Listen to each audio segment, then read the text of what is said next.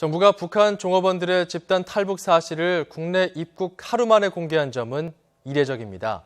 하필 총선이 모레여서 정치권에서는 또 북풍 논란이 일고 있습니다. 조용성 기자입니다.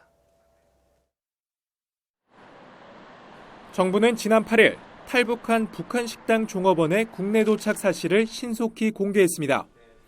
이들이 국내에 도착한 지 하루 만인데 북한 내 가족들의 신변 안전 등을 고려해 그동안 비공개한 관행과는 다른 조치입니다. 특히 선거를 앞둔 상황에서 상당히 이례적이라는 지적이 잇따르자 정부는 김만철 씨 일가의 탈북 공개를 예로 들며 대북 제재 국면에 집단 탈북의 의미를 두고 공개했을 뿐이라고 선을 그었습니다.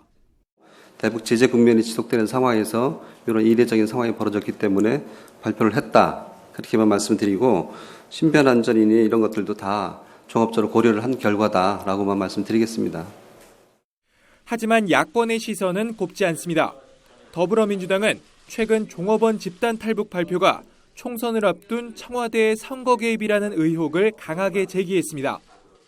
결국 정부가 목전에 다가온 총선에서 보수표를 결집하려고 긴급 발표를 지시한 게 아니냐는 의혹을 지우기 어렵습니다.